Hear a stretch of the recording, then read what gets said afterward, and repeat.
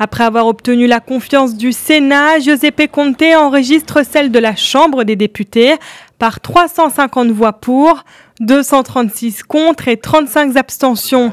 C'est ainsi que le chef du gouvernement populiste italien, Giuseppe Conte, a officiellement pris ses fonctions avec un programme tournant le dos à l'austérité, mais pas à l'Europe. Inconnu des Italiens avant d'avoir été choisi par le mouvement 5 étoiles, parti anti-système, et la Ligue, parti d'extrême droite, Giuseppe Conte entend réduire l'énorme dette publique de l'Italie, la plus lourde par rapport au PIB dans la zone euro après celle de la Grèce, sans avoir recours à des mesures d'austérité. Giuseppe Conte a confirmé les objectifs contenus dans le contrat de son gouvernement, à savoir la réduction de la fiscalité, la lutte contre l'immigration clandestine ou encore un revenu de citoyenneté pour les plus pauvres.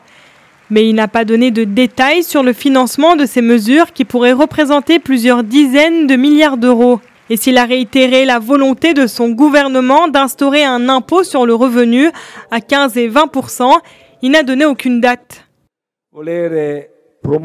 Nous voulons promouvoir la croissance sociale et économique, mais cela sera fait en conformité avec l'objectif, déjà explicite, d'un déclin progressif de la dette. Nous devons voir comment y arriver. Nous voulons négocier sur ce point également au niveau européen.